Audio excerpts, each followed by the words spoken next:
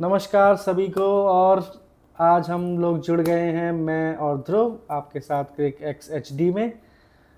और टॉपिक है कि यूएई में मचने वाला है धमाल, क्योंकि टीमें हैं 3, पाकिस्तान, अफगानिस्तान और यूएई का होगा घमासान। तो आज हम इसी बारे में चर्चा करेंगे। ध्रुव, मुझे तो लग रहा था ये शारजाह में मचने वाला है धमाल। हाँ और शारजाह के नाम पे तो सिर्फ सचिन तेंदुलकर और सही बात। सचिन तेंदुलकर की इनिंग्स ही याद आती हैं। उसके अलावा मुझे नहीं लगता कि कोई उसे आउट नंबर कर सकता है। और इतना तो पक्का है कि यहाँ पे जो 3 टीम खेल रही हैं वो है पाकिस्तान, अफगानिस्तान और यूएई।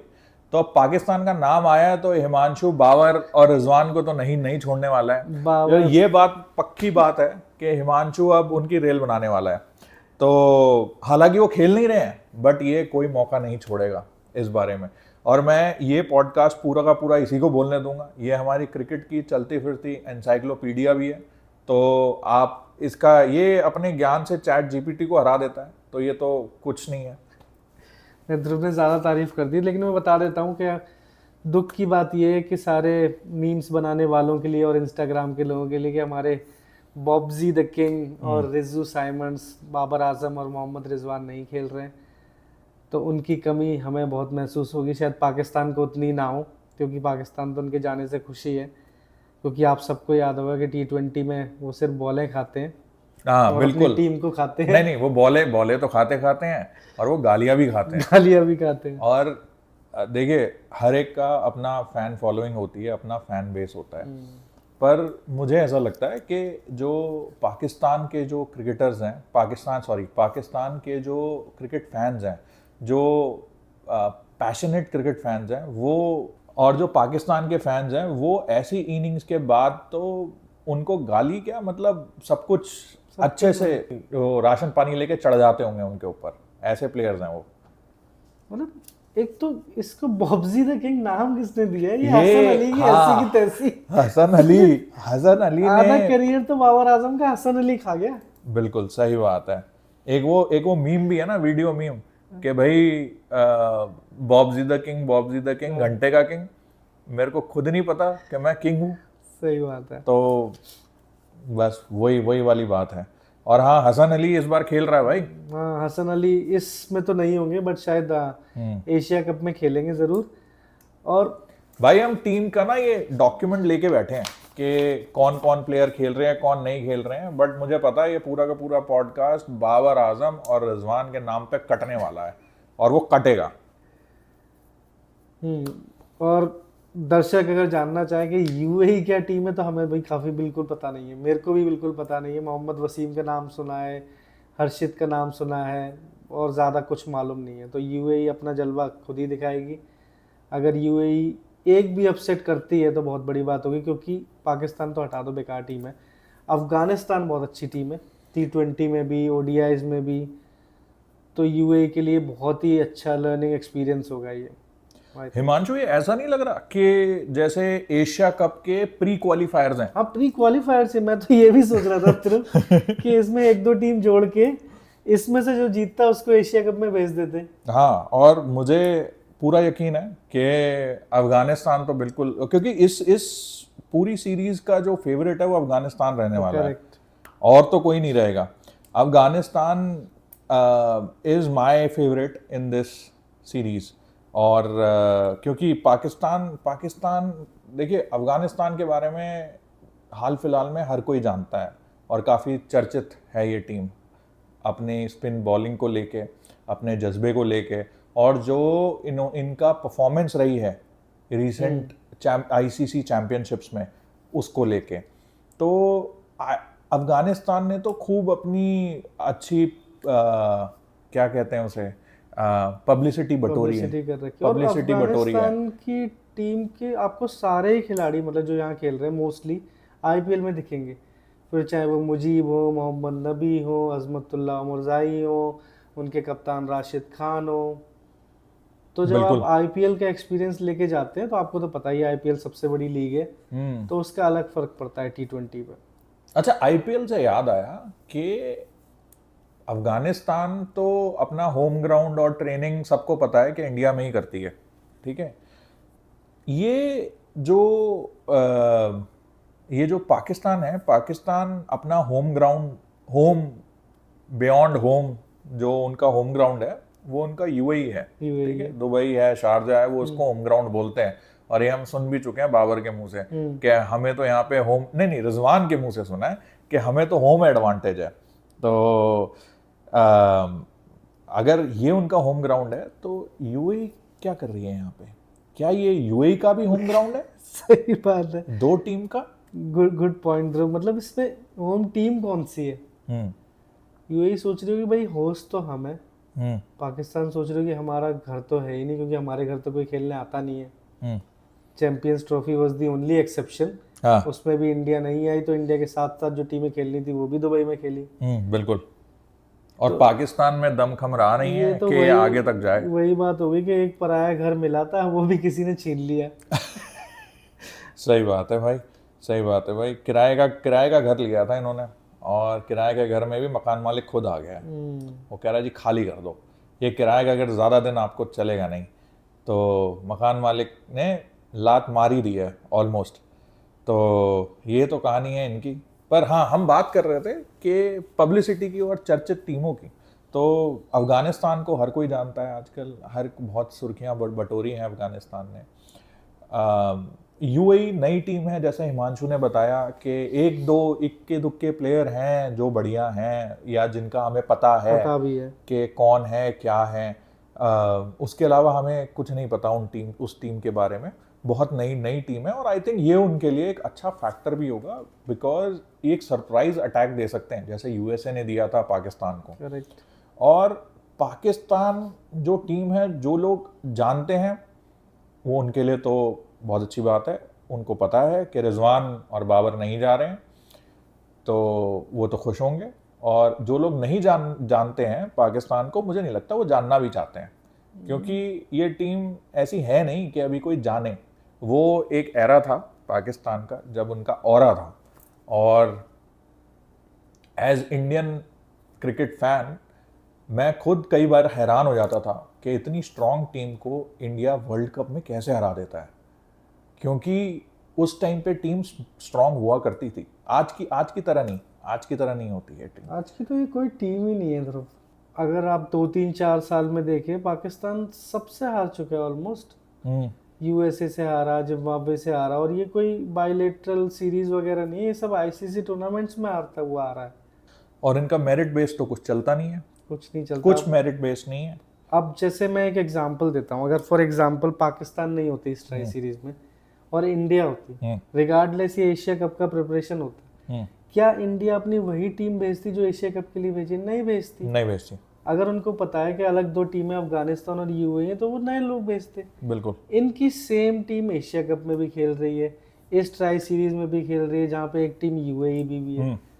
तो बंदों को मौका ही नहीं देते, या तो इनका डोमेस्टिक स्ट्रक्चर बिल्कुल ध्वस्त हो चुका है, कुछ बचा ही नहीं है, या करप्शन इतना है कि सबको सारे मैच खेलने, मैच फीस बटोर के ही अपने बैंक अकाउंट भर रहे हैं। इसको देख लो, शाहीन अफरीदी को देख लो, हारिस रऊफ को देख लो, मुझे नहीं पता इन लोगों ने लास्ट मैच मिस कब किया था। पर मुझे ऐसा लगता है कि जो सैम अयूब है और मोहम्मद हारिस है और ये फ़खर जमान है, आई थिंक इनसे अच्छे होप होंगे पाकिस्तान क्रिकेट फैंस को कि ये कुछ अच्छा नायाब कुछ काम करें, कि पाकिस्तान का ऑरा जो भी माइनस में चल रहा है आजकल, ऑरा पे बहुत रील बनती हैं, तो इन पाकिस्तान का तो माइनस में चल रहा है भाई साहब। तो ये जो ऑरा इनका माइनस में चल रहा है, इसको कैसे प्लस में लेके आए, पॉजिटिव करें इस ऑरा को। और वो बहुत दूर है, एक आध सीरीज से होगा नहीं, और यूएई अफगानिस्तान के साथ खेल के जीत के तो बिल्कुल नहीं होगा। सो एशिया कप में इन्हें कुछ धमाल दिखाना पड़ेगा। पर अभी तो बात चल रही है ट्राई नेशन सीरीज की। और मेरे को एक बात समझ में नहीं आई, इन्होंने एशिया कप से जस्ट पहले जो टीम इन्होंने एशिया कप के लिए सिलेक्ट करी है, वही टीम इन्होंने यहाँ भेजी। तुमने बताया कोई समझदार टीम ऐसा काम करेगी कि जब आपके पास आपके पास प्रेफर्ड टैलेंट की कमी है, प्रेफर्ड टैलेंट की कमी है। यार टैलेंट बार बार बोलता हूँ, मुझे लगता है ये टैलेंट नहीं है, ये लोग वो हैं जो इंडियाज गॉट लेटेंट की तरह पाकिस्तान गॉट लेटेंट में आए होंगे। पाकिस्तान में वो हम चलता है टैलेंट नहीं बात करेंगे, हम बात करेंगे लेटेंट की। तो क्या ये लेटेंट वही लेटेंट है जो एशिया कप खेलेगा? अगर ये वही लेटेंट है इनका जो एशिया कप खेलने वाला है, तो अगर किसी को इंजरी हो गई तो इनके पास और लेटेंट है। वैसे मुझे टैलेंट का तो पता नहीं, पर इतना 100% यकीन है कि बहुत सारे इनके लोग बैठे हैं जिनके बहुत सारे अपने लेटेंट हैं जो वो ले के बैठे हैं, उनको लगा देंगे लाइन में। अच्छा, तुम्हें याद है कि ओलंपिक्स में कॉमनवेल्थ गेम्स में किसी में तो अभी न्यूज़ आई थी कि पाकिस्तान के एक मिनिस्टर ने अपनी भतीजी या भांजी को वहाँ भगा दिया था। एंड अच्छा, और वो लास्ट आई थी भाई, लास्ट भी मतलब ऐसे उससे पूरी रेस भी कंप्लीट नहीं हुई, और इतनी थू हुई थी उनकी कि आप कैसे कर सकते हो ये? अपने ही नेशन को ऐसे बड़े स्टेज पे क्यों खिल्लियां उड़वा रहे हो? तो आई थिंक पाकिस्तान का जो लेटेंट है, और इनका लेटेंट सिर्फ क्रिकेटर्स के साथ लिमिटेड नहीं है, अभी के खेलने वाले क्रिकेटर्स के साथ सीमित नहीं है, इनका है सिलेक्टर्स के साथ भी। क्योंकि अगर लेटेंट जो है सिलेक्टर्स में बैठे हैं, अगर वो बढ़िया सिलेक्टर आ गए तो इनका टैलेंट आने का कुछ बन सकता है। तो मेरे को समझ में नहीं आता, ये बड़े बड़े नाम हैं, वसीम अकरम, शोएब अख्तर, और ये लोग हैं कहाँ? ये लोग क्यों नहीं आते हैं? टाइम तो ये पाकिस्तान में नहीं रहते, इनको सिर्फ टीआरपी लेके पाकिस्तान का क्रिटिसिज्म करा लो, कंस्ट्रक्टिव पे कोई बात करनी नहीं है। ये कभी पैनल्स में शामिल नहीं होते हैं, सिलेक्शन बोर्ड में शामिल नहीं होते हैं, सिर्फ दूर दूर से इन लोग बातें करनी आती है और पैसे कमाना आता है। नहीं, पैसे कमाना तो भाई ज़रूरी है, पैसे कमाना तो ज़रूरी है, क्योंकि मैंने तो अभी तक जितना देखा है पाकिस्तान क्रिकेट बोर्ड को, पाकिस्तान क्रिकेट बोर्ड अपने ही बारे में ही सोचता है। तो मुझे नहीं लगता कि इसमें कोई कुछ गलत कर रहे हैं। पर हाँ, ये ज़रूरी है कि अभी नहीं तो कभी तो उन्हें आके स्टेप अप करना पड़ेगा, और उन जैसे प्लेयर्स को ये जो साइड किक्स थे, मतलब मैं यही बोलूँगा कि कुछ सुपर हीरोज़ रहे हैं पाकिस्तान के और कुछ साइड किक्स रहे हैं। तो जो ये सुपर हीरोज़ रहे हैं, इन सुपर हीरोज़ को आके यहाँ पे अपना लठ गाड़नी पड़ेगी और बोलना पड़ेगा, तभी इनका कुछ उद्धार हो सकता है। तो मैं अब ऐसी बात नहीं है ना कि यहाँ पे सिर्फ टैलेंट में और इसमें इंजमाम है। जैसे इंजमाम के साथ क्या प्रॉब्लम है कि वो तो अपने वही नेपोटिज्म वाले हैं, ठीक है, तो मुझे नहीं लगता उससे आगे बढ़ पाएंगे। बट हाँ, जहाँ तक मोइन खान का भी सेम सीन है।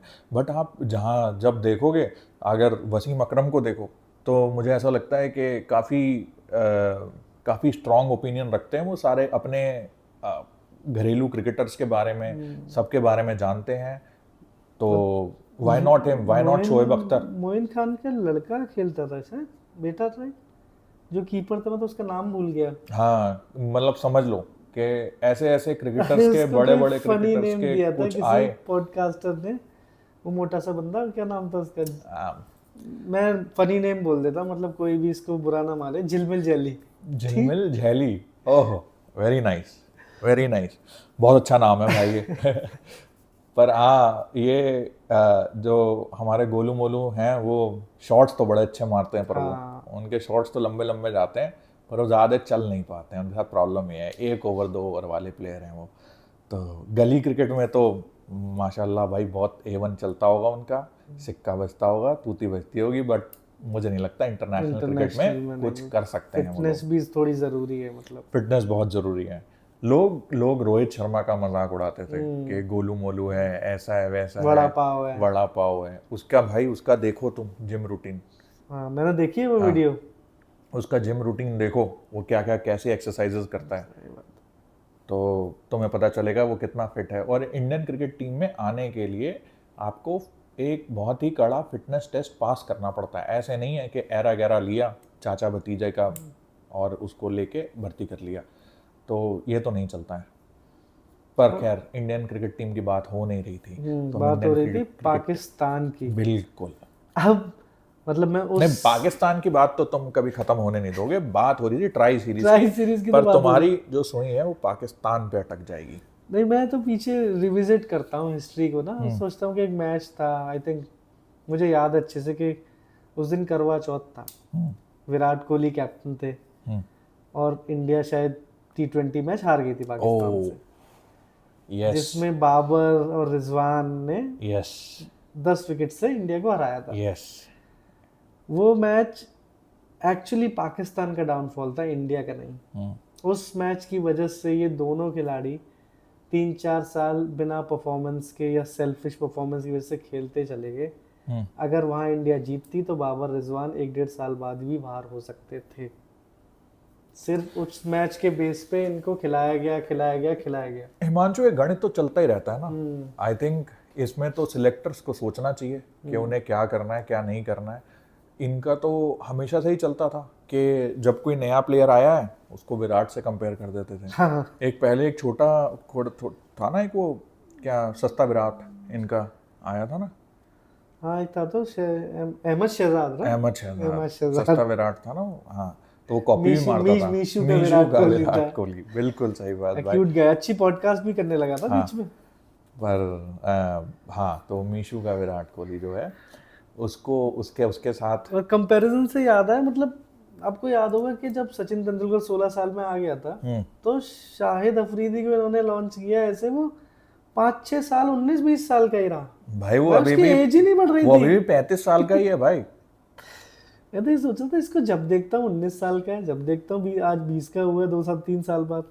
ऐसे ही रहता है भाई, ऐसे ही चलता है कि जब आपको compete करना है तो everything is fair in love and war वाली बात है। पर हाँ, स्पोर्ट्स तो स्पोर्ट्समैनशिप का नाम है, तो स्पोर्ट्स में ये सब चीज़ें नहीं चलनी चाहिए। चलो, ये तो रही पाकिस्तान की पुरानी बात, मतलब बाबर आजम और रिजवान के किस्से तो हम चलाते रहेंगे जब भी टीवी पे आएंगे। अब पाकिस्तान टीम में ब्राइट स्पॉट्स क्या हैं? जैसे ध्रुव ने बात की, फ़खर जमान है, साइम अयूब हैं, इनका एक प्लेयर है हसन नवाज़ है, और एक गेम चेंजर हो सकता है अगर थोड़ी सी पिचेस, यूज्ड पिचेस या स्पिन पिचेस होंगी तो सूफियान मुकीम, हाँ, गुड प्लेयर। हाँ, अगर उसको खेलने का मौका मिला, तुम आप लोगों को सबको अबरार तो याद होगा ही, जब उसने शुभमन गिल को दुबई में आउट किया था, घुंघरू वाला उसने मोमेंट किया था, बिल्कुल ठीक है। तो अगर अबरार को उसके ऊपर खिलाएंगे तो सूफियान मुकीम को मौका शायद ना मिले, बट 2 स्पिनर भी खेल सकते हैं। तो ये पाकिस्तान के कुछ ब्राइट स्पॉट्स हैं जो आगे अच्छा कर सकते हैं। तो देखते हैं कि कितना अच्छा चलते हैं। देखा कि कैसे ही हम काम की बात पे आते हैं तो थोड़ा सा मोटिवेशन डाउन हो जाता है बात करने का, थोड़ी एनर्जी लो हो जाती है। पर अफसोस यही है कि यहाँ पे हमें मीम कंटेंट नहीं मिल रहा है, क्योंकि बाबर, बॉब्जी द किंग और मीशो के साइमन नहीं खेल रहे हैं, तो इसलिए आई थिंक मीम कंटेंट ध्रुव कल जैसे ही ट्राई सीरीज स्टार्ट होगी रात के 8:30 बजे से भर के मिलने वाला है। पाकिस्तान यूएई के मैचेस में, पाकिस्तान अफगानिस्तान के मैचेस में बहुत मीम्स मिलेंगे, बहुत कैचेस छूटेंगे, बहुत स्टूपिड रनआउट्स भी हो सकते हैं, सब कुछ देखने को आपको मिलेगा और हमारे शोज़ भी चलते रहेंगे। बिल्कुल। अगर आपको अच्छा लगा, बुरा लगा, जो भी फीडबैक है प्लीज़ कमेंट्स में बताइए कि क्या आपको पसंद नहीं आया, क्या आपको पसंद आया, क्या आप चाहते हो कि हम ना करें, क्या आप चाहते हो हम करें, आप प्लीज़ बताइए। और कितना भी ब्रूटल हो जाइए, we are happy with that, we are happy to hear everything as versus Jhilmil jelly. Yes absolutely. See you guys. Thank you.